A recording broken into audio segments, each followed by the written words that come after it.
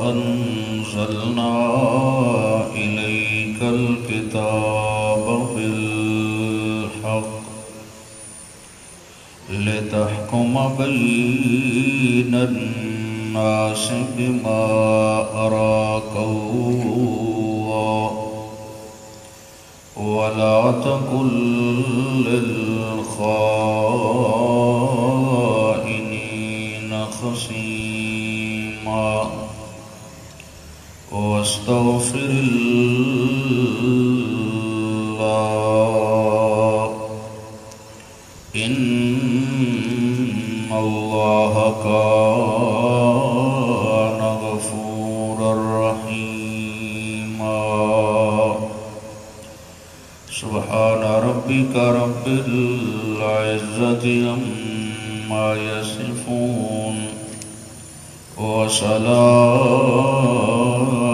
على المرسلين والحمد لله رب العالمين اللهم صل على محمد وعلى آل محمد كما صليت على إبراهيم وعلى آل إبراهيم إنك حميد مجيد اللهم بارك على محمد وعلى آل محمد كما باركت على إبراهيم وعلى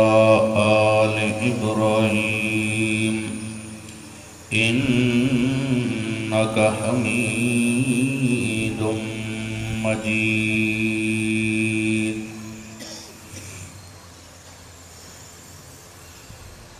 سن 4 ہجری میں مدینہ شریف میں ایک واقعہ پیش آیا۔ منافقین میں سے ایک بندے کا نام بشیر، جس کو طعمہ کہتے تھے، یہ شاعر بھی تھا اور کبھی کبھی خفیہ آقا اور صحابہ کے خلاف بھی شعر و شاعری کیا کرتا تھا۔ اس نے حضرت رفاعہ رضی اللہ تعالی عنہ کے گھر سے چوری کی، آٹے کا تھیلا چرایا اور اس میں حضرت رفاعہ کا کچھ اسلحہ بھی موجود تھا، تلواریں وغیرہ۔ قدرت خداوندی یہ تھی کہ وہاں جو آٹے والا تھیلا لے کے یہ طعمہ لے کے چلا، اس تھیلے کے نیچے سے سوراخ تھا۔ وہ جیسے جیسے لے کے اپنے گھر کی طرف آیا تو اس نے دیکھا یہ تو نشان صاف آ رہا ہے، میں تو پکڑا جاؤں گا۔ اس نے وہی آٹے والا تھیلا اسلحے سمیت جو اس میں ہتھیار تھے، آلات تھے جنگی، اٹھا کے ایک یہودی زید بن یاسمین کے گھر بطور امانتاً رکھوا دیا کہ یہ میرا سامان پڑا ہے، میں بعد میں اٹھا لوں گا۔ اللہ کی قدرت ایسے بنی، حضرت رفاعہ نے اپنے بھتیجے حضرت قتادہ رضی اللہ تعالیٰ عنہ سے ساری بات کی کہ آپ ذرا آقا سے بات تو کریں، ہماری چوری ہو گئی ہے۔ حضرت قتادہ نے جب بات کی، آقا نے ان کو بلوایا۔ انہوں نے آتے ہی ہمیں اللہ کی قسم، ہمیں اللہ کی قسم، ہمیں اللہ کی قسم، ہم آپ کے اوپر مرنے والے ہیں، یہ ہے وہ ہے، جھوٹے قسمیں اس طرح اٹھائیں۔ آقا نے حضرت قتادہ پہ غصے ہو گئے کہ آپ نے بے جا ان کو پریشان کی ہے، آپ کی چوری کسی اور نے کی تھی، آپ نے ان کی طرف یہ بات ٹھیک نہیں کی۔ آپ صلی اللہ علیہ وسلم نے یہ اجتہادی فیصلہ فرما دیا۔ ایک مسئلہ عرض کرنا چاہتا ہوں، اجتہاد مجتہد کرتا ہے، تفصیلی بات انشاءاللہ آگے مسئلہ تقلید پہ عرض کر سکتا ہوں انشاءاللہ۔ اتنی بات ذہن میں رہے امت کا جتنا بھی دانا اور سمجھدار بندہ مجتہد ہو اس میں غلطی کا احتمال ہو سکتا ہے۔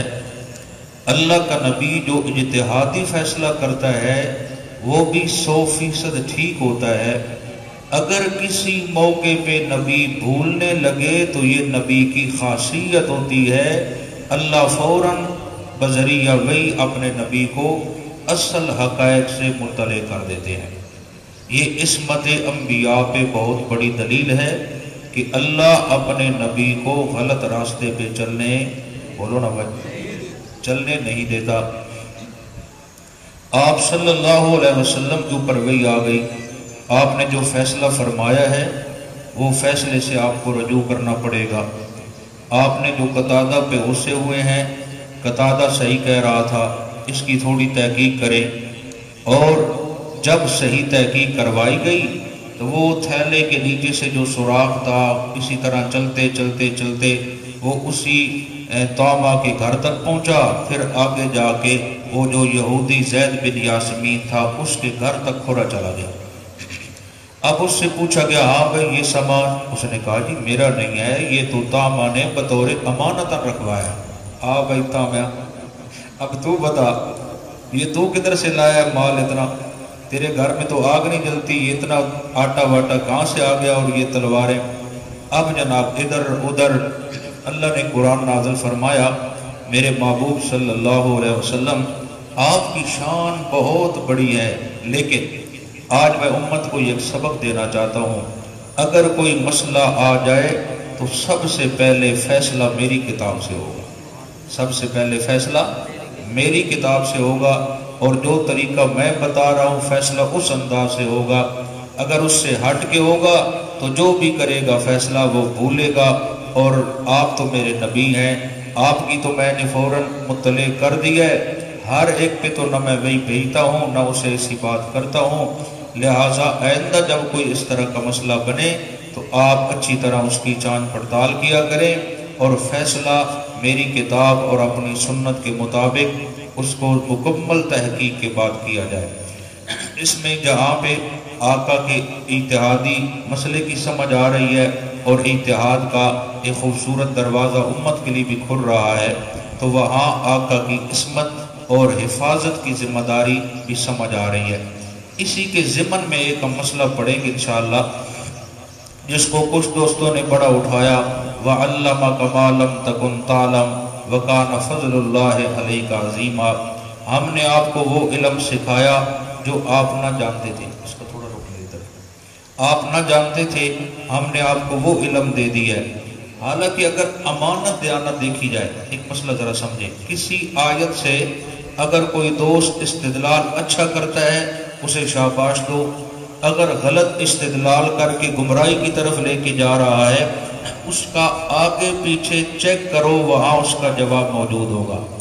مسئلہ تو پیچھے چل رہا تھا یہی طعمہ والا اور آٹے کے تھیلے کی چوری والا، اور اللہ نے بذریعہ وہی آقا کو مطلع فرما کے پھر آگے کہا وَعَلَّمَكَ مَا لَمْ تَكُنْ تَعْلَمْ وَكَانَ فَضْلُ اللَّهِ عَلَيْكَ عَظِيمًا، ہم نے آپ کو وہ اندر کی بات سکھا دی جو آپ اس سے پہلے جانتے نہ تھے، ہم نے پردہ ہٹایا اور اصل حقائق آپ کے سامنے رکھے۔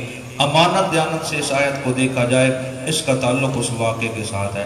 چلو اس کو ایک منٹ کے لیے اس کو عام کر لیتے ہیں، تو کیا اس آیت مقدسہ سے یہ سمجھ آ رہا ہے کہ ہم نے آپ کو سب کچھ دے دیا ہے؟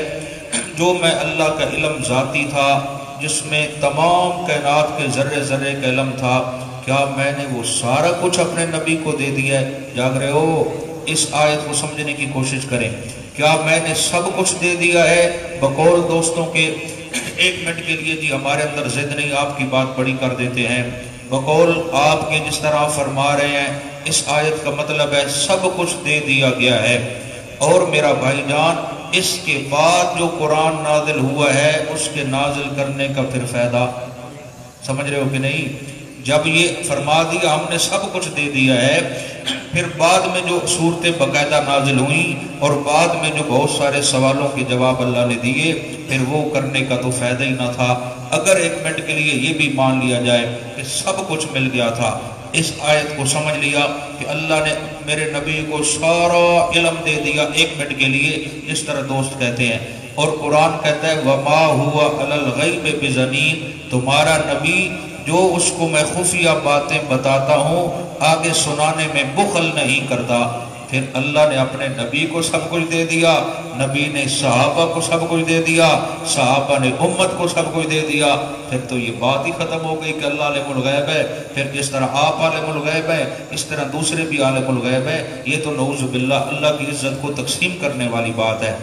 امانت دیانت یہ ہے، سیاق و سباق یہ ہے، اس آیت کا تعلق اسی واقعے کے ساتھ ہے جو بھی عرض کیا ہے۔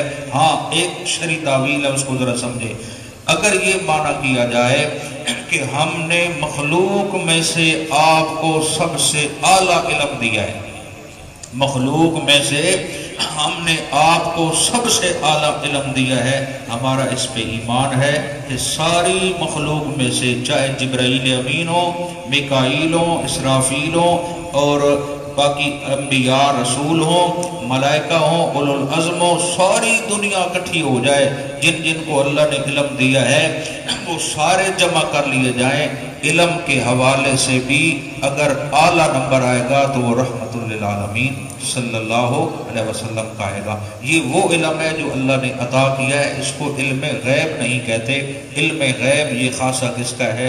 یہ میرے اللہ کا ہے۔ یہاں تک پڑھیں گے، اگر ٹائم ہوا تو انشاءاللہ پھر بات تھوڑی سی مسئلہ تقلید پہ کریں گے انشاءاللہ، اللہ کی توفیق سے۔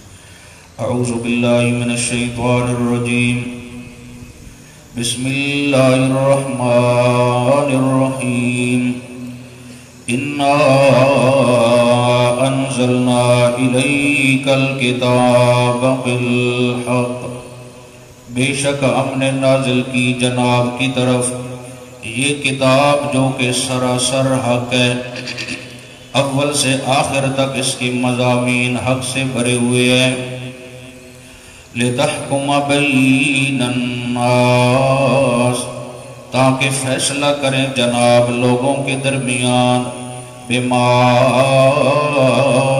أَرَاكَ اللَّهُ، اس کے ساتھ جو ترتیب سکھائی اللہ نے آپ کو۔ اے میرا محبوب، سب کہہ دو صلی اللہ، آپ میری کتاب کے ذریعے فیصلہ فرما دیں، جو ترتیب میں اللہ نے آپ کو سکھائی ہے اسی کے مطابق فیصلہ کریں۔ وَلَا تَكُن لِّلْخَائِنِينَ خَصِيمًا، اور نہ بننا دھوکے بازوں کی طرف سے جھگڑنے والا۔ اشارہ ہے وہ یہودیوں نے جھوٹی قسمیں اٹھائی، فرمایا ایسے جو منافق ہیں ان کی طرف سے جھگڑا نہ کر، وَاسْتَغْفِرِ اللَّهَ، اور کثرت سے استغفار کیجئے اللہ کے سامنے۔ یہ امت کو بھی حکم ہے، اور میرا نبی تو ویسے بھی ایک ایک محفل میں 100 مرتبہ استغفار کرتے تھے۔ کسی کے ذہن میں یہ نہ جائے کہ تمہارا تو یہ دعویٰ ہے نبی معصوم ہوتے ہیں تو یہاں استغفار کا حکم دیا جا رہا ہے۔ تو میرا بھائی اگر استغفار کی نسبت نبی کی طرف ہوگی تو مراد یہ ہوگا تمہارے ذمہ گناہ نہیں ہے، تم جب استغفار کرو گے تو میں اور تمہارے درجات بلند کر دوں گا، میں اور کیا کر دوں گا؟ میں اور تمہارے درجات بلند کر دوں گا۔ اگر امتی استغفار کرے گا اس کے گناہ بھی معاف ہوں گے اور اس کی درجے بھی بلند ہوں گے، رزق کی تنگی بھی ختم ہو جائے گی، اولاد نہیں ہے تو اللہ اولاد بھی دیں گے۔ فرمایا ان اللہ کان غفور الرحیم، بے شک اللہ کریم معاف کرنے والا ہے، نہایت رحم کرنے والا ہے۔ یہ کون سا شرح شروع ہو گیا؟ مغفرت والا۔ کون سا؟ رمضان، راہ سے رحمت۔ چلو یہ تو مولویاں کی گل اندر ابھی دسینا تو کوئی نہیں، چلو میں تو خود دسینا۔ رمضان، یہ کون سا مہینہ چل رہا ہے؟ رمضان یا رمضان؟ رمضان۔ اچھا، راہ سے رحمت، پہلا اشرا رحمت، اور میم سے مغفرت، دوسرا اشرا مغفرت۔ رمضان آخر میں نون، نون سے جہنم سے نجات، جہنم سے نجات۔ یہ ایسے جملے فرمایا کرتے تھے شیخ التفسیر والحدیث، عالم بعمل، قدوۃ الصالحین، حضرت علامہ سید محمد حسین شاہ صاحب نیلوی رحمت اللہ تعالی علیہ۔ سب ایک بار کہہ دیں رحمت اللہ تعالی علیہ۔ استاد جی تھے بڑے کمال کے عالم، بڑے نیک ہم نے زندگی میں ایسا بندہ نہیں دیکھا. اللہ نے بڑی رحمتوں سے نوازا تھا. 8-10 گھنٹے میں پورے قرآن کی تلاوت، اور اس طرح قرآن یاد تھا، بس پڑھتے ہی جاتے تھے، یوں لگتے تھے جیسے کوئی تیر رہا ہے. کئی بار ایسا ہوا کہ لوگ فتوے لے کے آئے اور کہا استاد جی یہ فتویٰ ہے. اکثر خدمت کا موقع ملتا تو بعض اوقات کہہ دیتے استاد جی چیک شک بھی کر لیا کرو، آپ صفحے بھی لکھ کے دے دیتے ہیں، کچھ 19 بھی کہتے ہیں میں نے چیک کیے ہوئے، آپ نے کرنا ہے تو کر لیں. فتوے لکھ کے دینے، جہاں بیٹھے ہیں وہیں قلم اٹھایا، جو مسئلہ آیا ہے آج تک یعنی میں نے اپنی زندگی میں یہ نہیں دیکھا کسی نے کوئی مسئلہ لے کے آیا ہو اور حضرت نے فرمایا ہو کہ میرے علم میں نہیں ہے. علم میں کیا 5-6 سال کے تھے، گھر سے چلے گئے، والد صاحب غالباً فوت ہو چکے تھے، چاچا جی لے گئے، کندھے پہ اٹھایا اور سفر شروع کر دیا. ٹرین پہ پہنچنا تھا، وہ چلی گئی، پیدل ہی سفر شروع کر دیا. اور چاچا جی حسین علی کے شاگرد رحمۃ اللہ علیہ کے، انہوں نے راستے میں ہی سبق شروع کرا دیا، قاعدہ پڑھا دیا، قرآن پاک پڑھا دیا. استاد جی فرماتے تھے میں نے قرآن حفظ کر لیا تھا، تب چاچا جی نے دکھایا یہ وہ قرآن ہے جو تو حافظ بن چکا ہے. اللہ اکبر. پھر فرمایا کہ اب میں تجھے دین پڑھانا چاہتا ہوں، کچھ کتابیں پڑھائیں. پھر ثانی ابو حنیفہ مفتی کفیت اللہ رحمۃ اللہ تعالی علیہ دہلی، وہاں جامعہ امینیہ میں بھیجا. تو ینگ تھے بالکل، 16-17 سال کی عمر میں مکمل عالم فاضل بن گئے. تو وہیں استادوں نے کہا میری مسند پہ بیٹھ کے پڑھائیں. اب جو طالب علم تھے وہ داڑیوں والے، وہ لگتے تھے شیخ الحدیث، اور یہ تھے بالکل کم سے کم. انہوں نے کہا جی ہم نے اس سے نہیں پڑھنا، یہ تو بچہ ہے. تو مفتی صاحب فرمانے لگے بچہ ضرور ہے، سنو تو صحیح سبق. جب شاہ جی نے سبق پڑھایا تو وہ پٹھان شٹھان جڑے کو بیٹھے انہوں نے کہا ساڑھے تے یہ عقل تو ہی کم بہر ہے جتھے نہ پہنچائی گل.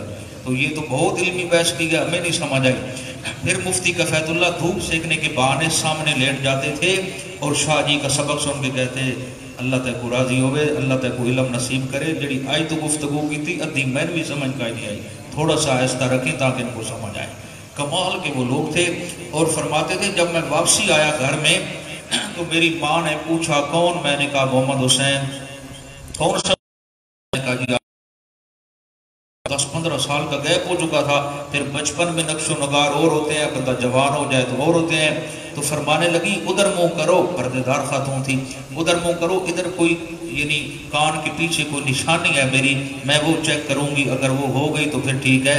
تو علماء کہتے ہیں جب مائیں اپنے بچوں کی شکلیں تک بھول جائیں پھر نیلوی شاہ صاحب جیسے جرنیل پیدا ہوتے ہیں. اللہ نے بڑا ملکہ دیا تھا تفسیر میں، کاش کہ ان کی تفسیر چھپ جاتی، چھپ گئی ہے. اکثر فرمایا کرتے تھے میری کتابیں چھپ زیادہ جاتی ہیں، چھپتی کم ہیں. بس نالکی کہہ لیں جو بھی کہہ لیں، علم کا سمندر تھا. اللہ نے اتنا نوازا، حدیث میں کیا، تفسیر میں کیا، فقہ میں کیا. تک عام سادہ آپ کوئی بندہ دیکھے گا تو کہے گا جٹ ذمہ دار ہے، ابھی وہ کھیتوں سے پانی شانی لگا کے آیا ہے. لیکن ہر وقت باوضو رہتے تھے. جب بھی ان سے پوچھتے تھے استاد جی کوئی بات فرما دیں، کہتے بیٹا باوضو رہا کرو، بس باوضو رہا کرو. تو یہ عادت سی جب بن جاتی ہے پھر اس کے اپنے برکات ہوتے ہیں. تو آپ سے بھی گزارش ہے کہ باوضو رہا کریں. تو یہ وہ فرمایا کرتے تھے. اصل تو بات ادھر سے آئی نا، وہ کچھ کہتے تھے خچ لغت، یہ چودھری کو چودھری کیوں کہتے ہیں، یہ ہر وقت نہیں کر سکتا. تو مختلف وہ اس طرح کی باتیں کرتے جو انسان آسانی سے اسے سمجھ پاتا. تو اسی وجہ سے جب فرماتے نا کہ رمضان اس کے اندر کیسے حکمت ہے، فرماتے را سے رحمت، میم سے مغفرت، نون سے جہنم سے نجات. 3 اشرے جو ہیں اسی حرف کے اندر آ گئے اور پورے عنوان میں آ گئے، آپ کو سمجھنے میں آسانی ہو گئی. چلیں جی اب ایک جملہ عرض کرنا چاہتا تھا کہ جو اب اشرہ چل رہا ہے مغفرت کا، اس میں کثرت سے استغفار کیجئے. یہ جو توبہ ہے اس میں پہلے گناہ کو بندہ گناہ سمجھے کہ میں نے گناہ کیا ہے، اللہ میں معافی مانگتا ہوں، آئندہ میں یہ نہیں کروں گا. جب تک یہ وعدہ نہیں کرے گا ساری زندگی توبہ کرتا رہے، اس کی توبہ قبول نہیں ہے. پہلے گناہ کو گناہ سمجھے، اللہ کے آگے شرمساری کا اظہار کرے تنہائی میں، مولا میری غلطیاں اس سے بھی زیادہ میں معافی چاہتا ہوں، آئندہ میں نافرمانی نہیں کروں گا. اب اتنا کہنے سے اور اگلے جملے یہ کہنے سے کہ اللہ آئندہ زندگی تیرے نبی کی شریعت کے مطابق گزارنا چاہتا ہوں، تو میری مدد فرما. اتنی بات اب کہنے سے اس کے سارے پچھلے گناہ اللہ رحمت سے معاف فرما دے. یعنی پہلے غلطی کو غلطی مانو تو صحیح نا. اللہ نے بنی اسرائیل کی توبہ تب قبول کی جب انہوں نے کہا ہم نے بچڑے کی عبادت کر کے غلطی کی ہے. اگر وہ یہ کہتے ہم نے غلطی نہیں کی توبہ کبھی قبول نہ ہوتی, واصل جہنم ہو جاتے. اب انہوں نے غلطی کا اعتراف کیا, اب اللہ نے کہا ان کو قتل کرو, اب یہ سزا برداشت کر لیں پھر انہیں جنت دے دوں گا. تو دوستو اس امت کے لیے آسانی ہے, یہ فقط اپنے گناہوں میں اللہ کے آگے رونا شروع ہو جاتے ہیں تو اللہ ان کی پچھلی خطائیں معاف کر دیتا ہے. چلے جناب. وَلَا تُجَادِلْ عَنِ الَّذِينَ يَخْتَانُونَ أَنفُسَهُمْ, اور نہ جھگڑو ان لوگوں کی طرف سے جو کھوٹ رکھتے ہیں اپنے دلوں کے اندر مسلمانوں کے خلاف. ان اللہ لا يحب من كان خوانا اثیما, بے شک نہیں کرتا. یستخفون من الناس, چھپاتے ہیں یہ اپنی حرکات لوگوں سے. ولا یستخفون من اللہ, اور یہ منافق نہیں چھپ سکتے اللہ سے. کیوں؟ وَهُوَ مَعَهُمْ, وہ تو ہر وقت ان کے ساتھ ہے. کون سا مسئلہ سمجھ آ رہا ہے؟ لا ٹھیک ہے, علم غیب بھی ٹھیک ہے. ایک اور مسئلہ سمجھ آ رہا ہے جو بالکل واضح سمجھ آ رہا ہے. لا یستخفون من اللہ, نہیں چھپا سکتے یہ اللہ سے. وَهُوَ مَعَهُمْ, وہی ان کے ساتھ ہے. اب بھی نہیں سمجھ آیا؟ ہوئے ہوئے حاضر ناظر بھائی, کون سا آپ نے بتایا؟ اچھا میرے تک آواز نہیں, سوری. آپ پھر آپ کے لیے بھی دعا ہے, ملک صاحب کے لیے بھی دعا ہے. اللہ سب کو جزائے خیر عطا فرمائے. تو یہ سمجھ آئی, اگر اللہ کے علاوہ بھی کوئی ساتھ ہوتا تو اللہ کہتے میرے نبی سے بھی نہیں چھپا سکتے, وہ بھی ان کے ساتھ رہتا ہے. تو سمجھ آ رہی کہ حاضر و ناظر صرف کون ہے. تو یہ اصل دورے کا یہ مطلب ہوتا ہے کہ ہمیں مسائل سمجھ آئیں, قرآن ہمیں کیا کہنا چاہتا ہے. افلا یتدبرون القرآن, کون میرے قرآن میں غور و فکر کرتا ہے. جتنا وہ غور و فکر کرتا چلا جاتا ہے اتنا میں اللہ اس کا سینہ روشن کرتا چلا جاتا ہوں. چلیں جی. اذ یبیتون ما لا یرضی من القول, جب وہ مشورہ کرتے ہیں چھپ کر, اللہ کی مرضی کے خلاف باتیں کرتے رہتے ہیں. وکان اللہ بما یعملون محیطا, اور ہے اللہ ان کے اعمال کو پوری طرح احاطہ کیے ہوئے علم کے اعتبار سے. یہ دلیل ہے علم غیب پر کہ میرا علم اتنا محیط ہے, کوئی ایک بات بھی مجھ سے دور ہو کے نہیں کر سکتا, میں ہر ایک کی سنتا ہوں. انتم ہؤلاء جادلتم, اے مسلمانوں یہ تم ہی ہو جو جھگڑتے ہو ان کی طرف سے. فی الحیات دنیا, دنیاوی زندگی میں. فمن یجادل اللہ عنہم یوم القیامہ, پس کون جھگڑا کرے گا اللہ کے ساتھ ان منافقوں کی طرف سے قیامت والے دن. امن یکون علیہم وکیلا, یا کون شخص ہوگا وہاں پہ ان کا کام بنانے والا. وَمَن يَعْمَلْ سُوءًا, اور جو کوئی کرے گا برا کام, زنا کرے, شراب پیے, جھوٹ بولے. او یظلم نفسہ, یا ظلم کر بیٹھے اپنی جان پر. ثم یستغفر اللہ, پھر وہ معافی مانگے کس سے؟ اللہ سے. لیکن مسئلہ سنیں, اگر تعلق ہے بندے اور اللہ کا, غلطی ہو گئی بندے نے کی, اللہ کا جو حکم تھا نا فرمانی کر بیٹھا, پھر تو فقط توبہ کرنے سے معاف ہو جائے گا. اگر حقوق العباد, بندوں کا مال کھا بیٹھا ہے, پھر توبہ ایک بار نہیں کروڑ بار بھی کرتا رہے, جب تک مال واپس نہیں کرے گا توبہ قبول. اس کی سادہ مثال یوں سمجھو, کنواں تھا, کنویں میں سے پانی نکالتے ہیں, اگر اللہ نہ کرے کتا گر جائے تو علماء کہتے ہیں 100 ڈول نکالو تو وہ کیا ہو جائے گا جی, پاک ہو جائے گا. لیکن وہ ڈول نکال رہے تھے لوگ, تو پوچھا استاد جی اتنے ڈول ہم نے نکال لی, اب کنواں پاک ہوا کہ نہیں؟ استاد جی نے فرمایا کتا کٹے نہیں جانے, کتا تو بیچیے. اب اندازہ لگاؤ کتا بیچے تو بس 100 دی بجائے 500 بھی کٹو تو پھر تو خوب پاک. اسی طرح ہے, اگر انسان کے دل والا جو کنواں ہے اس میں وہ کتا بھی گرا ہوا ہے شرک والا, یہ کتا بھی گرا ہوا ہے لوگوں کا مال جو ہضم کیا تھا, جب تک وہ نہیں نکالیں گے تو کنواں صاف نہیں ہوگا. ثم یستغفر اللہ, پھر معافی مانگتا رہے اللہ سے. یجد اللہ غفور الرحیم, بے شک اللہ کریم کو پائے گا معاف کرنے والا نہایت. پریشان میں بیٹھے ہو. اب یار مسئلے پتی کیا ہے, اب مسئلے نہ بیان کریں پھر مزہ نہیں آتا. آپ آتے ہیں میں سر لائی رکھے میں رک دا کیوں, یہ تھوڑی سی شفقت فرماؤ, بول دے رہے کرو. ایک بار مل کر سبحان اللہ. وَمَن يَكْسِبْ إِثْمًا فَإِنَّمَا يَكْسِبُهُ، اور جو کرتا ہے کوئی گناہ تو بس کماتا ہے وہ، اب اس کا وبال علی نفسہ، اس کی جان پر ہے۔ اگر باپ غلطی کرتا ہے تو بیٹے کے اعمال نامے میں گناہ نہیں لکھا جائے گا، بیٹا کرے گا تو باپ کے اعمال نامے میں نہیں۔ وَقَانَ اللَّهُ عَلِيمًا حَكِيمًا، اور ہے میرا اللہ ہر بات جاننے والا، بڑی حکمت والا۔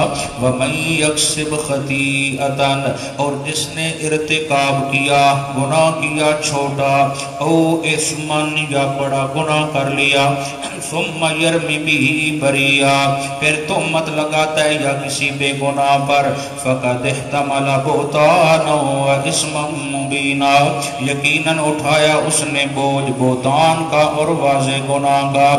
کسی بندے پہ بہتان نہ لگاؤ، یہ اللہ کو پسند نہیں ہے۔ ولولا فضل اللہ علیک ورحمتہ، یہ ہے میرے نبی کی عصمت، وہ جو بھول ہو گئی تھی فیصلہ کرنے میں، اگر نہ ہوتا اللہ کا فضل علیکا، اے میرا محبوب تجھ پر خاص، ورحمتہ، اور میری رحمت خاص آپ پہ نہ ہوتی، لہمت طائفۃ منہم، تو قصد کر لیا ہوتا ایک گروہ نے ان میں سے، ان یضلوکا، کہ وہ تجھے بھٹکا دیں سیدھے راستے سے، جھوٹی قسمیں اٹھا کے بری ہو رہے تھے۔ وما یضلون الا انفسہم، حالانکہ نہیں وہ گمراہ کر رہے تھے مگر اپنے آپ کو۔ وما یضرونک من شیء، جبکہ نہیں نقصان پہنچا سکتے تھے وہ تجھے کبھی بھی، کیوں؟ تیرے ساتھ میری مدد موجود ہے، میں ہر قدم پہ تیری رہنمائی کرتا رہتا ہوں۔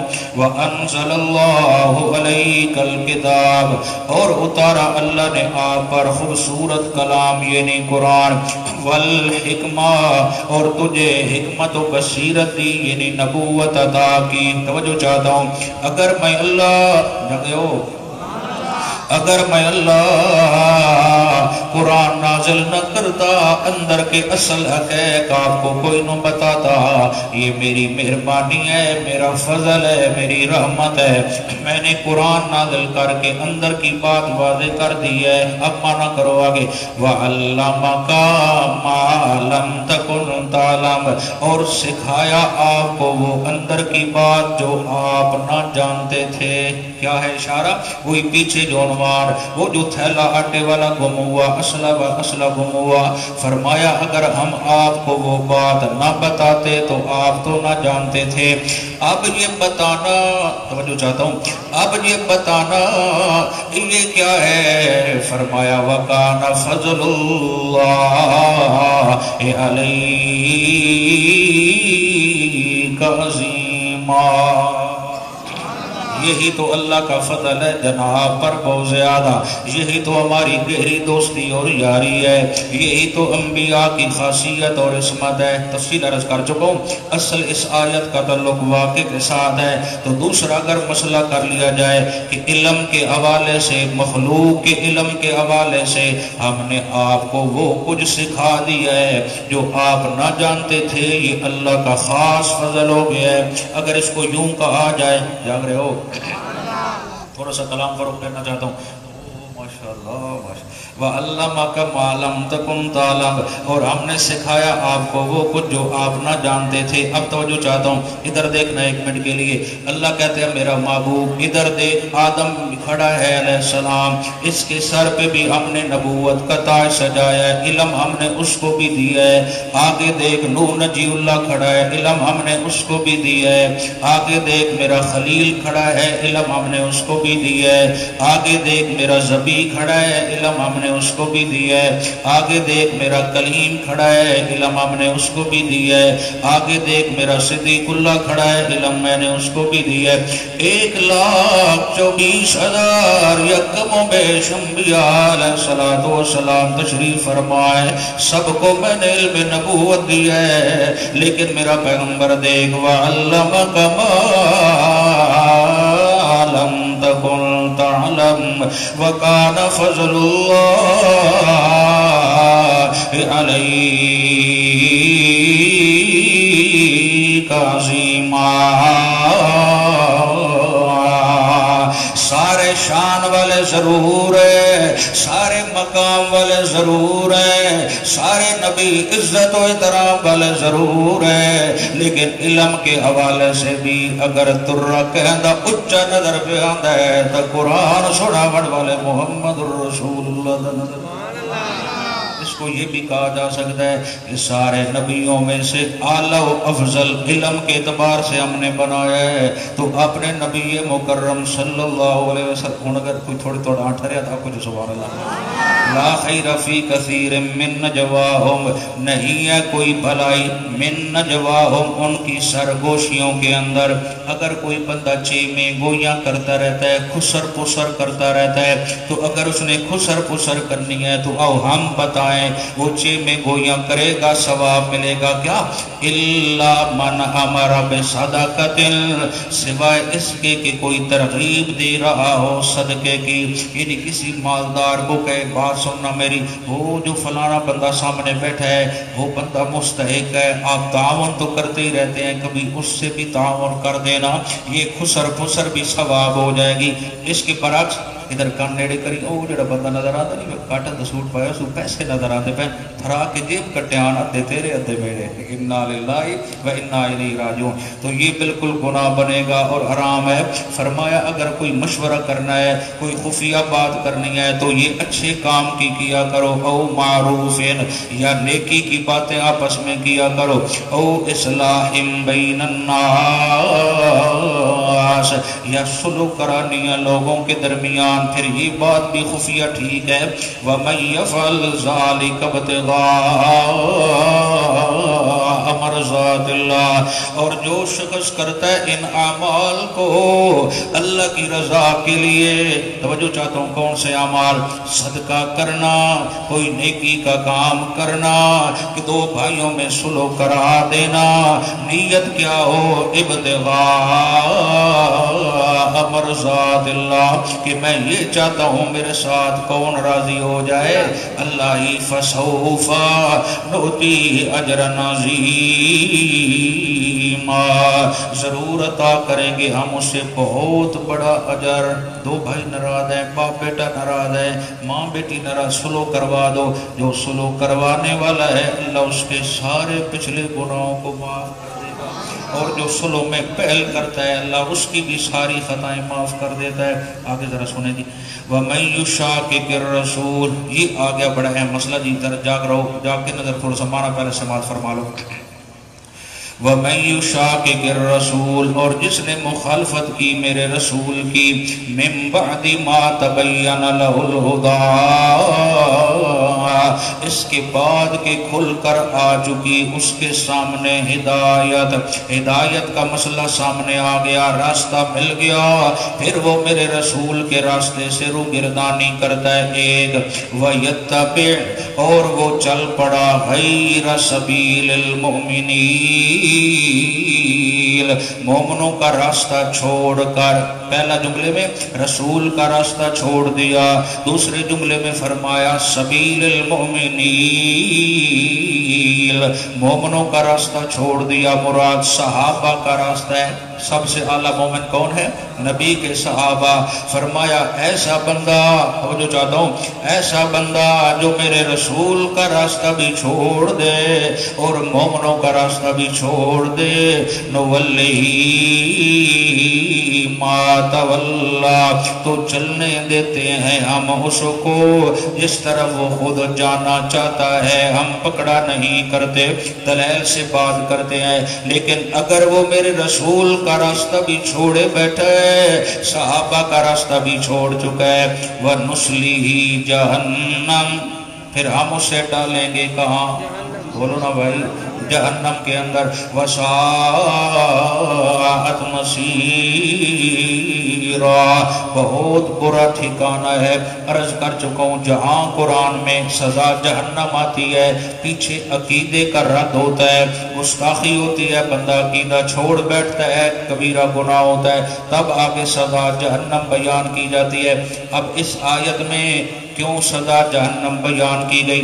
میرے رسول کا جو راستہ چھوڑ دے اس کے لیے بھی جہنم، جو صحابہ کا راستہ چھوڑ دے اس کے لیے بھی سزا۔ بولو نا بھائی، اس آیت سے کیا سمجھ آ رہا ہے؟ اجماع امت، اجماع صحابہ.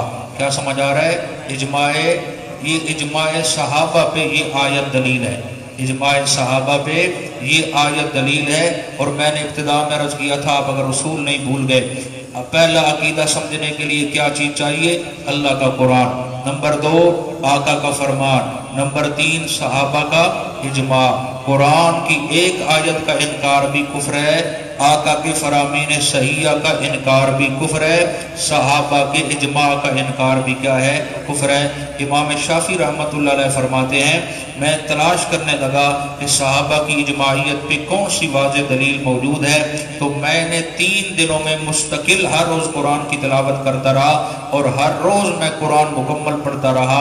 آخر میں نے نتیجہ یہ نکالا کہ یہی آیت ہے جس کے اندر صحابہ کی اجماعیت کو اللہ نے بیان کر کے آگے سزا جہنم بیان کی ہے. اب تھوڑا سا اگر آپ جاگ رہے ہیں تو میں بڑے اختصار سے مسئلہ تقلید آپ کے سامنے عرض کرنا چاہتا ہوں، لیکن اس کے لیے آپ کا فریش ہونا ضروری ہے. اگر آپ تھکے تھکے رہیں گے تو مسئلہ ویسے مشکل ہے، پھر سمجھنے میں اور دشواری ہو جائے گی. ذرا مسئلہ سماعت فرما لیں. جاگ رہے ہو سارے؟ ایک بار تھوڑا سا درود شریف پڑھیں نا. اللہم صلی علی بسم اللہ الرحمن الرحیم. اب مسئلہ ذرا سماعت فرما لیں. اس آیت مقدسہ کے اندر اللہ نے 2 مسئلے بیان کیے ہیں کہ میرے رسول کا راستہ چھوڑے یا مومنوں کا راستہ چھوڑے تو اس کی سزا کیا ہے بھائی؟ جہنم ہے. تو سمجھ یہ آئی جس طرح قرآن کے پیچھے چلنا ضروری ہے، اسی طرح آقا کے فرامین کے پیچھے چلنا بھی ضروری ہے، اور صحابہ کے اجماع کے پیچھے چلنا بھی کیا ہے؟ ضروری ہے. اب ذرا سماعت فرما لیں. یہ جو مسئلہ تقلید ہے، کسی کی ہم تقلید کرتے ہیں، بات مانتے ہیں، تو کیا یہ تقلید جو ہے کن مسائل میں کی جائے گی؟ آج جو دوست غیر مقلدین ہمارے بھائی خواہ مخواہ کفر کی مشین لے کے بیٹھے ہیں کہ جو بھی تقلید کرتا ہے اللہ اور اس کے رسول کے علاوہ وہ بھی کافر، یہ بھی کافر، وہ بھی کافر، یہ بھی کافر. پہلے میرے بھائی جان ہم سے پوچھ لیں کہ ہم تقلید کن مسائل میں کرتے ہیں. تو یہ میں ایک سوال دہرانا چاہتا ہوں، تقلید کن مسائل میں کی جائے گی؟ جواب اس کا یہ ہے، مسائل اجتہادیہ میں. مسائل اجتہادیہ میں وہ مسئلے جو قرآن سے واضح ہیں ان میں تقلید نہیں ہوگی. وہ مسئلے جو آقا کے فرامین صحیحہ سے واضح ہیں ان میں تقلید نہیں ہوگی. اور جو مسئلے قرآن و سنت سے واضح نہیں، اب صحابہ نے اجماع کیا ہے تو ہم اس معاملے میں صحابہ کی کیا کریں گے؟ تقلید کریں گے. اس اپنے مولوی صاحب یا اپنے کسی کی بات نہیں مانیں گے، پھر صحابہ کی بات مانیں گے انہوں نے کیا کیا ہے. ہاں اگر ایسا مسئلہ آ گیا ہے جو نہ قرآن میں تفصیلاً ہے، نہ آقا کے فرامین میں ہے، نہ صحابہ کے اجماع میں ہے، ایک نیا مسئلہ آ گیا ہے، اس میں ہم ابو حنیفہ رحمۃ اللہ تعالیٰ علیہ کی فروعات میں تقلید کرتے ہیں. اگر آپ میری بات کو توجہ سے سنیں گے تو انشاءاللہ آخر تک آپ کو نتیجہ ضرور ملے گا. آپ کے ذہن میں جان ہوگا کوئی ایسے مسئلے بھی ہیں جو قرآن میں بھی نہ ہو، حدیث میں بھی نہ ہو، صحابہ میں بھی نہ ہو، آج ان کی ضرورت پڑ گئی ہو تو میں ابھی عرض کرتا ہوں انشاءاللہ سب چیز آپ کے سامنے آ جائے گی. تو پہلا مسئلہ یہ ذہن میں بٹھا لیں، عقیدے کے مسئلے میں ہم کسی کی تقلید نہیں کرتے. عقیدے میں قرآن آئے گا، عقیدے میں آقا کا فرمان آئے گا، پھر صحابہ کا اجماع آئے گا. اب مسئلہ سمجھ لیں کن مسائل میں تقلید ہوگی؟ مسائل اجتہادیہ جن کا ذکر قرآن میں بھی تفصیل نہ ہو، آقا کے فرامین میں بھی نہ ہو، صحابہ کے اجماع میں بھی نہ ہو، یا صحابہ نے کیا کیا ہے اگر ادھر بھی نہ ہو تو پھر ابو حنیفہ کو دیکھیں گے. ہمارے نزدیک چاروں ائمہ برحق ہیں. اہل سنت کے کتنے امام ہیں؟ 4. امام ابو حنیفہ رحمۃ اللہ علیہ، امام شافعی رحمۃ اللہ علیہ، امام احمد بن حنبل رحمۃ اللہ علیہ، امام مالک رحمۃ اللہ علیہ. یہ فروعات میں ان کا اختلاف ہے، ان کا عقیدے میں اختلاف نہیں ہے. یہ مسئلہ سمجھ لیں. جس طرح مثلا جھانگی کی مثال دوں، یہ ہمارے جو قریب دریا ہے کون سا ہے؟ چناب. ایک بندہ کہتا ہے میں نے صبح صبح آج چناب کا پانی پیا ہے. 4 نہریں نکل رہی ہیں، ایک جنگ صدر سے، ایک یہ منڈی سے، ایک کالج چوک سے، ایک جنگ سٹی سے. تو چاروں نہروں کے کناروں پہ بیٹھنے والا کہتا ہے میں نے سحری کے وقت چناب کا پانی پیا ہے. کوئی کہے تو چناب پہ گیا نہ تھا، تو نے کیسے پی لیا ہے؟ کہتا ہے جو نہر میرے پاس آ رہی ہے وہ اصل کہاں سے آ رہی ہے؟ जनाब से आ रही है। ये अबू हनीफा भी एक नहर है इल्म की, इमाम मालिक भी इल्म की एक नहर है, इमाम शाफी भी इल्म की एक नहर है, इमाम अहमद इब्न हंबल भी इल्म की एक नहर है। पीछे जो ठाठे मारता हुआ समुंदर है वो रहमतुल लिल आलमीन सल्लल्लाहु अलैहि वसल्लम है और कुरान और सुन्नत है। इनका कोई मसला भी, खास तौर पे हमारे इमाम साहब का कोई मसला भी ऐसा नहीं है जो कुरान और सुन्नत के खिलाफ हो। अल्हम्दुलिल्लाह हम उनका हर मसला किताब और सुन्नत से और सहाबा के इजमा से साबित करने को तैयार है। हाँ, ऐसा मसला जिसका वजूद वहाँ पे न हो वहाँ पे तकलीद होगी। ये देखेंगे कि वहाँ कुरान और सुन्नत से टकरा रहा है, छोड़ देंगे, नहीं टकराएगा तो अमल करेंगे। पहले वो दलील तो लाओ ना कि अबू हनीफा ने कोई मसला बयान किया और रहमतुल्लाह ताला अलैह ने और कुरान की आयत से टकरा रहा हो, आका के फरामीन सैय्यद में से किसी से टकरा रहा हो, सहाबा के इजमा से टकरा रहा हो, फिर तुम कह सकते हो कि अबू हनीफा कुरान और सुन्नत से हट गया है। ये तुम पेश करो, अबू हनीफा को हम छोड़ देंगे। लेकिन सूरज मशरिक की बजाय मगरिब से तुलू हो सकता है। मेरा गैर मुक़ल्लिद भाई कोई एक भी मसला ऐसा नहीं ला सकता जो कुरान और सुन्नत के खिलाफ हो और हम अबू हनीफा की बात पे अमल कर रहे हो। अब मसला समझें, तकलीद कौन करेगा। पहला मसला, तकलीद किन मसाइल में होगी, मैंने जवाब अर्ज किया इज्तिहादी मसाइल में। नंबर 2, तकलीद कौन करेगा, जो गैर मुजतहिद है, जिसमें अहलियत नहीं कुरान और सुन्नत से मसला अख़ज़ करने की, तो वो उन मुजतहिदीन की क्या करेगा, तकलीद करेगा। अब तकलीद किसकी होगी, हर एक की नहीं। जो मुजतहिद होगा, जो कुरान और सुन्नत के दलाइल शरिया जानता होगा, उसकी तकलीद की जाएगी।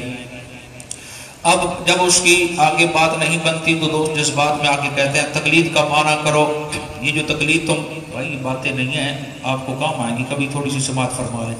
तो परेशान तो नहीं बैठे नहीं, अगर मूड तो मैं और शुरू करता हूँ कोई बात, लेकिन है ज़रूरी बातें, आपको किसी मौके पे काम आएंगी, फिर आप फकीर को इशारा दुआ देंगे। तो भाई जब बात करोगे तो वो कहेगा चौधरी नहीं बैठा, चौधरी बैठा मेरे नेड़े हो गया, चौधरी सारे ही गायब हो गया। मसला ये है कि चौधरी भी साਡਾ मुराद है ना, बंद तो परा परा। अच्छा मसला जरा समझ लें। अच्छा अब तकलीद का माना क्या है, कहते हैं तकलीद का माना करो। तकलीद किलादा से है, किलादा जी पटे को कहते हैं। लो जी पटा तो जानवर के गले में होता है, नऊज़ुबिल्लाह के मिसाल देते हैं जिस तरह कुत्ते के गले में पटा होता है। तो ये तकलीद तो यही हसीयत है। हमने कहा दोस्तों अमानत दयानत का जो है रास्ता वो न छोड़ो, तकलीद किलादा से है। और इसका माना अगर निस्बत जानवर की तरफ होगी तो माना पटा होगा, अगर निस्बत इंसान की तरफ होगी तो माना हार होगा। माना क्या होगा, जहां अम्मी आयशा सिद्दीका का हार गुम हुआ था वहां भी किलादा का लफ्ज़ है, तो क्या नऊज़ुबिल्लाह मिन ज़ालिक, वहां माँ के मुतल्लिक ये माना करोगे कि उनके गले में नऊज़ुबिल्लाह मिन ज़ालिक पटा था। तो ये तकलीद का जो माना किलादा किया, अगर इसकी निस्बत जानवर की तरफ होगी तो माना पटा होगा, अगर इंसान की तरफ होगी तो माना क्या होगा, हार की माना होगा हार। अब एक इल्ज़ामी जवाब, फिर अगर वो इस पे बिना असूली बात तो यहाँ तक ठीक है, फिर अगर इस पे बिना कि जानवर है, फिर आप कह सकते हैं जानवर दो तरह के होते हैं, एक पट्टे वाला एक गैर पट्टे वाला। जेड़ा गैर पट्टे वाला होता वो पता है मालिक कोई नहीं, जिसका पट्टा होता है पता होता है ये बकरा लेला किसी मालिक का है, ये जानवर किसी ने रखा हुआ है, ये निशानी है। ये इल्ज़ामी जवाब है। अब तहकीकी जवाब हुई है जो मैंने अर्ज कर दिया है। अगर जानवर की तरफ निस्बत होगी तो माना पटा होगा, इंसान की तरफ निस्बत होगी किलादा की तो माना हार होगा। अब जरा मसला आगे चलाते हैं जी। अब ले दे के कहेंगे जी कुरान ने ये जो फरमाया है कि तकलीद हराम और शिरक है, तुम क्यों फिर आबा व अजदाद की तकलीद करते हो। मैं सारी तायीदात नहीं दिखा सकता, 2-3 तायीद उनकी खास हैं, उनमें से मैं आपको वो सिर्फ हवाला बतौर नमूना दिखाना चाहता हूँ। किन आयतों से वो धोखा देते हैं, क्या वो हम पे फिट हो भी रही है या ये उनका सिर्फ फ़कत समा खराशी है। फिर कुरान ही से पूछेंगे कि कुरान अगर तकलीद की इजाज़त देगा तो करेंगे, अगर कुरान कहेगा नहीं करनी तो हम छोड़ देंगे। ये पहला हवाला आप ज़रा देख लें। सूरतुल बकरा अगरचे आप पढ़ तो आए हैं, दूसरे पारे में एक आयत पढ़ी थी, आयत नंबर 170 है।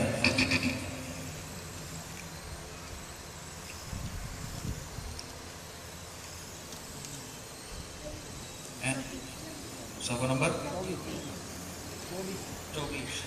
صفحہ نمبر 24 ہے جی. ذرا تھوڑا سا ٹائم کی قلت ہے, کوشش کریں گے تاکہ میں بات پوری عرض کر سکوں. اب دیکھیں جی, فرمایا اعوذ باللہ من الشیطان الرجیم بسم اللہ الرحمن الرحیم وَإِذَا قِيلَ لَهُمُ اتَّبِعُوا مَا أَنزَلَ اللَّهُ, اور جب کہا جاتا ہے ان سے کہ پیروی کرو ان احکامات کی جو نازل کیے اللہ نے, قالوا بل نتبع ما الفینا علیہ آبانا, تو کہتے ہیں جی نہیں پیروی کریں گے بلکہ ہم تو اپنے باپ دادا کی.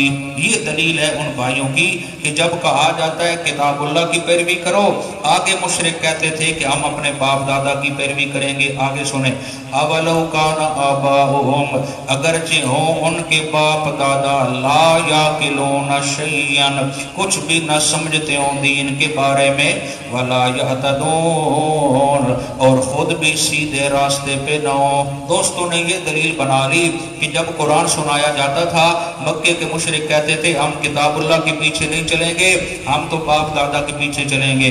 اور باپ دادا کے متعلق اللہ نے کہا ایسے باپ دادا لا یعقلون شیئا, جو کچھ دینی بات سمجھتے بھی نہیں ہیں, ولا یہتدون, اور خود ہدایت پر بھی یعنی ان پڑھ بھی ہیں اور گمراہ بھی ہیں.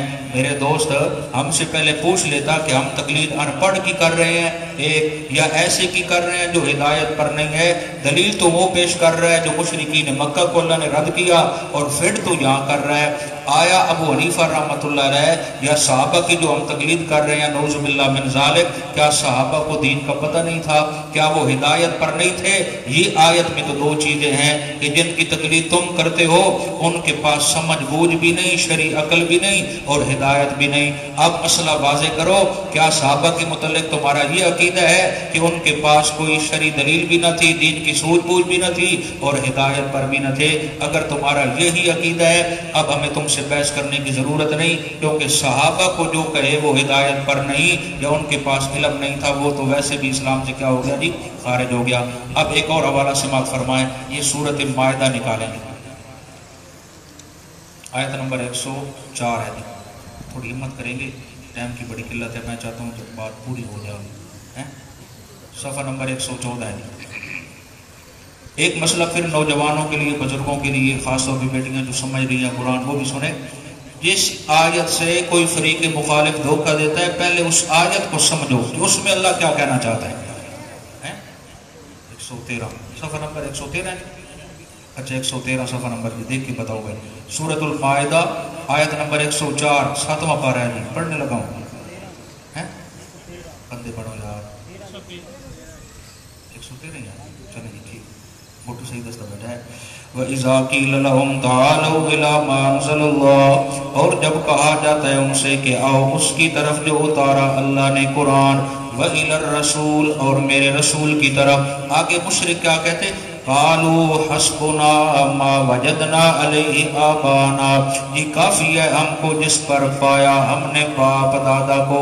آگے سنو, اَوَلَوْ كَانَ آبَاؤُهُمْ, اگرچہ ہوں ان کے باپ دادا, لا یعلمون شیئا, علم ذرہ برابر بھی نہ رکھتے ہوں, ولا یہتدون, اور وہ ہدایت پر بھی نہ ہوں. میرا بھائی یہ دوسری دلیل پھر تیری وہی بن گئی کہ ایسے لوگوں کے پیچھے چلو جو نعوذ باللہ علم بھی نہ رکھے اور ہدایت پر بھی نہ ہو. یہ طریقہ تو مشرکین مکہ کا تھا.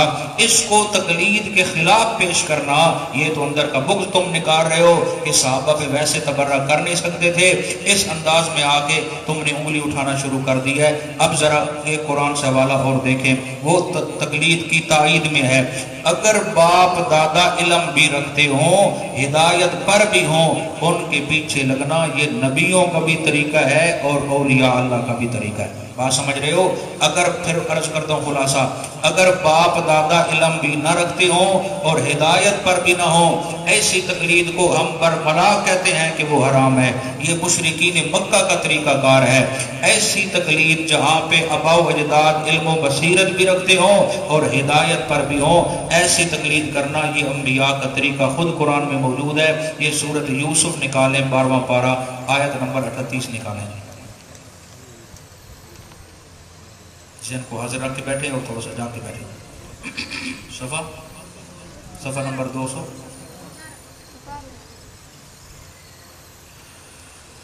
راوی کچھ کہتے بیٹھے ہیں.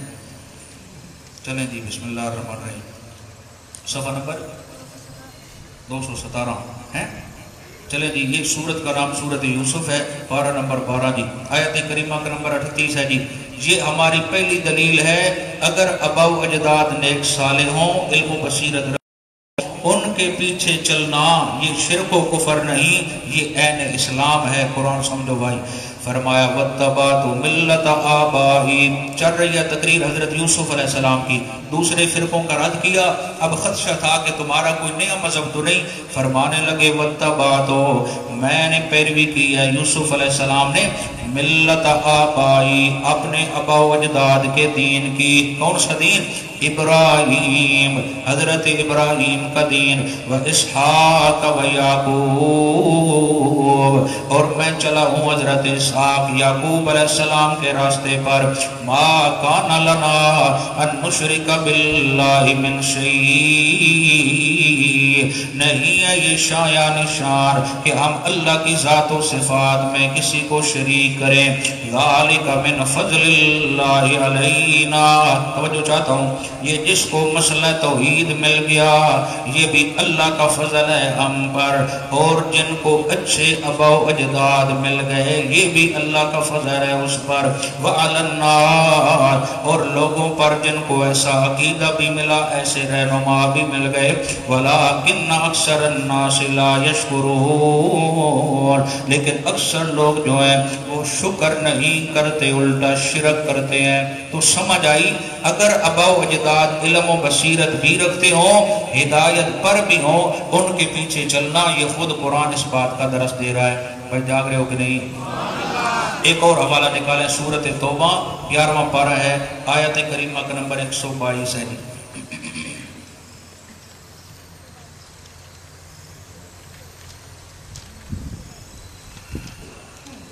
اللہ اللہ ہے جی 187 جی. صفحہ نمبر 187 ہے جی.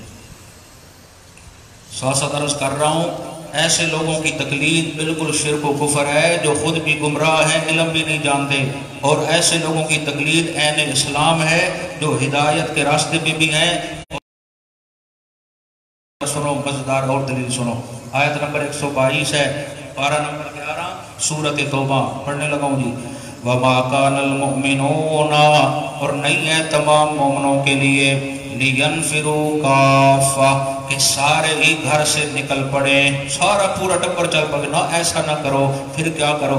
فَلَوْلَا نَفَرَ مِنْ كُلِّ فِرْقَةٍ مِّنْهُمْ, پس کیوں نہ نکلے ہر فرقے میں سے منہم طائفہ ایک جماعت لِيَتَفَقَّهُوا فِي الدِّينِ جو جا کے دین کی سمجھ بوجھ حاصل کرے. سارا گھر نہ آؤ, کچھ کام ہے, کچھ بندے آ کے میری کتاب کو سیکھیں.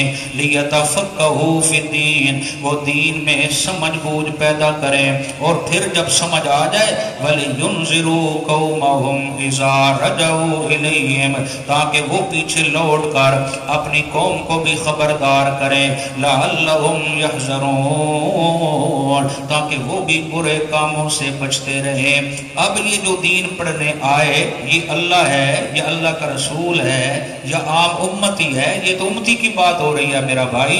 اللہ کہتے ہیں امتی میں سے ایک جماعت ایسی ہونی چاہیے جو آ کے دین سیکھے, اور سیکھ کے جا کے اپنے گھروں میں جا کے کیا کرے؟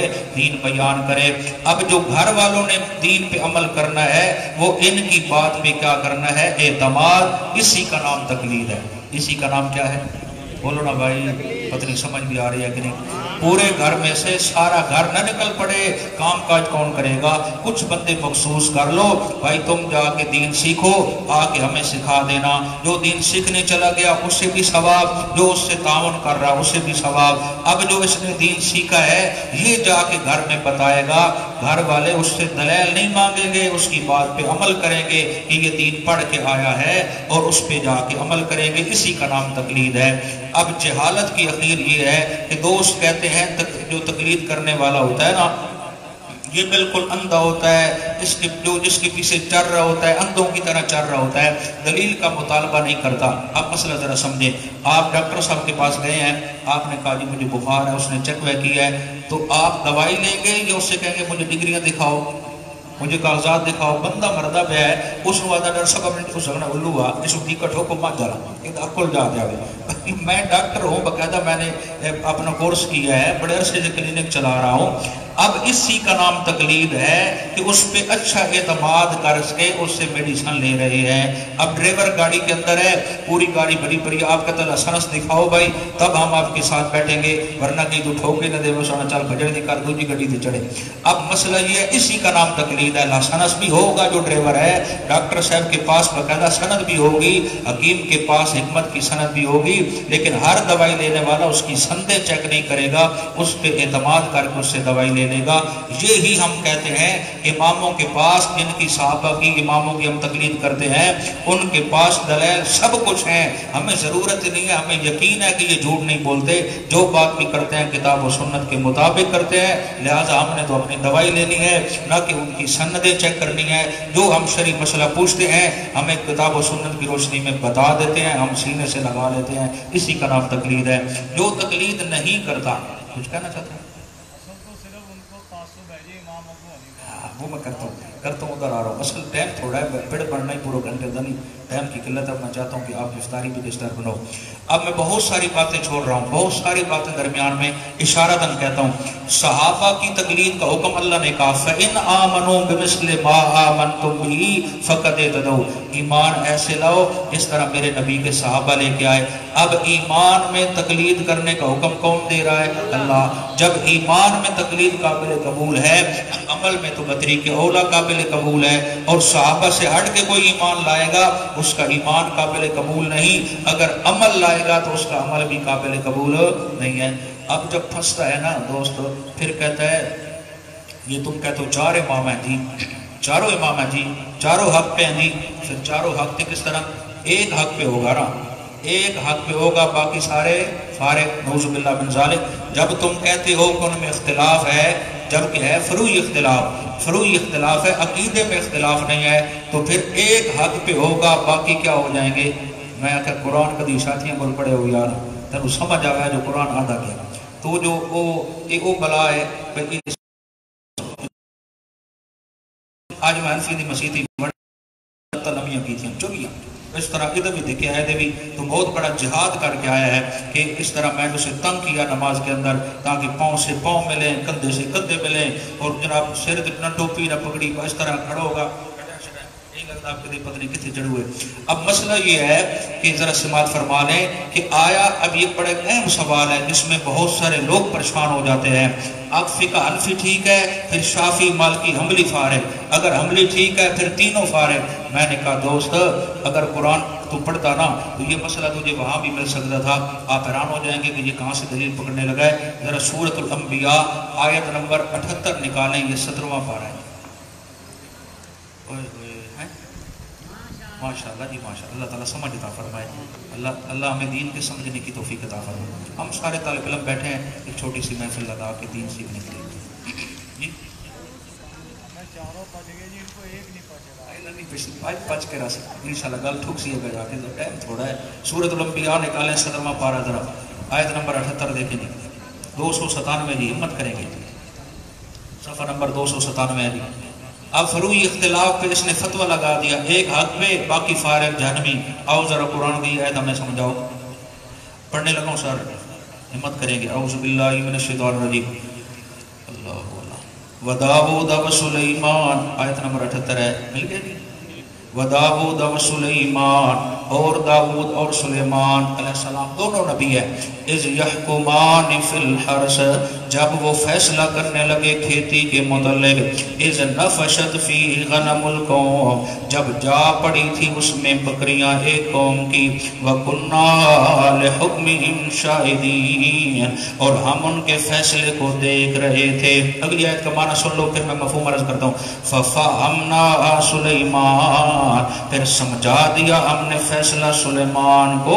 वकुल्लन आतैना हुक्म व इल्मा, और हर एक को अता किया हमने मनसब नबूवत और इल्म। अब दो बंदे आ गए हजरत सुलेमान की अदालत में, हजरत जी इसकी बकरियां मेरी खेती को खा के चली गई हैं। हजरत ने फरमाया ऐसा ही हुआ है? जी ऐसा ही हुआ है। फरमाया सारी बकरियां इसको दे दो, चल तू फारिग, तुझे इतना नहीं पता था इसकी खेती फारिग हो गई। आप बकरियों वाला रो के बाहर निकला। हजरत सुलेमान अलैहिस्सलाम क्या हुआ?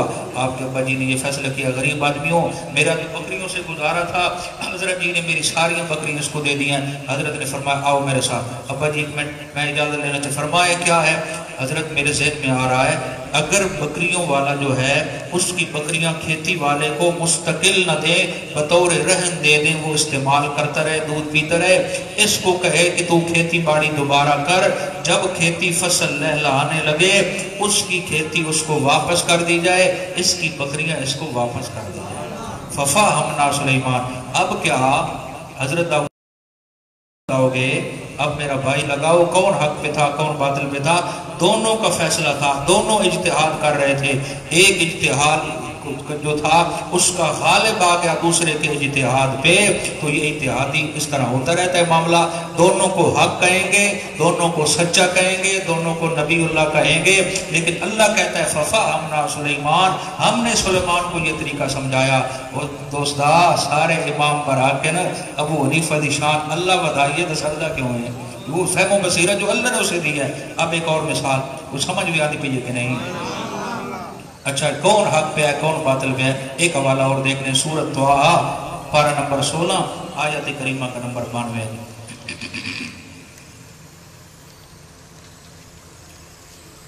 अल्लाह अकबर अल्लाह अकबर। 287 सफ़ा नंबर। चलें जी पढ़ने लगाऊं। बिस्मिल्लाहिर्रहमानिर्रहीम। काला या हारून मा मनाका इज़राईतम ज़ल्लू, कहा ए हारून किसने रोका था तुझे जब तूने देखा कि ये बनी इसराइल गुमराह हो रहे हैं? हजरत मूसा कोई दूर पे है, सामरी ने बछड़ा बनवाया, उसमें सुराख रखे, हल्की सी भिनभिड़ाहट हवा की वजह से शोर हुआ, उन्होंने समझा इसमें रूह आ गई, ये बोलने लगा और बनी इसराइली धड़ाम शहीदी में हो गए बछड़े की हल्की सी बुड़ों में। तो हजरत मूसा अलैहिस्सलाम वापसी पे आके भाई हारून से गुस्से हो गए हैं। अब उन भाइयों को कहो तुमने फैसला करना है कौन हक पे है। जरा देखें जनाब, अल्लाह तत्तबिअनी अफा सईद अमरी, क्या ना तू आया मेरे पीछे? ये इज्तिहाद है मूसा का, वो चाहते थे हारून तू मेरे पीछे कोई तूर पे क्यों ना आया? अफा सईद अमरी, क्या तूने नाफरमानी की मेरे हुक्म की? आगे भाई क्या कहता है? काल हारून अलैहिस्सलाम बोले यब्न उम्मा, ए मेरी माँ जाए। ये माँ जाए क्यों कहा? वो गुस्से में थे ना, माँ का नाम लिया जरा गुस्सा ठंडा हो जाए। ला ताखुज़ बिलहियती, मेरी दाढ़ी को न पकड़। इतनी दाढ़ी ताई जड़ी हाथ से चांदी पई आई, इजना ही बकीड़ियां रोटी नाल चिमटियां वधी। ला ताखुज़ बिलहियती, ऐ मेरे भाई मेरी दाढ़ी को छोड़ दे, वला बिरासी, और मेरे सर को भी छोड़। हजरत जी गुस्से में थे, कहा क्यों नहीं तू मेरे पीछे आया? इन्नी खशीतु अन तक़ूला, मैं डर गया था कि तू कहने लगे फर्रक़ता बैन बनी इसराइल, कि फूट पैदा कर दी तूने बनी इसराइल के दरमियान, वलम तरकुब कौली, और मेरे आने का तूने इंतजार भी न किया। अब दोनों नबी हैं, एक नबी ये चाहता है कि हारून को मेरे पीछे कोई दूर पे आ जाना चाहिए था। हजरत हारून कहते हैं मेरा भाई मैं इस वजह से नहीं आया कि आप कहते आपने जल्दबाजी की बनी इसराइल में, आपकी वजह से फूट पड़ गई है।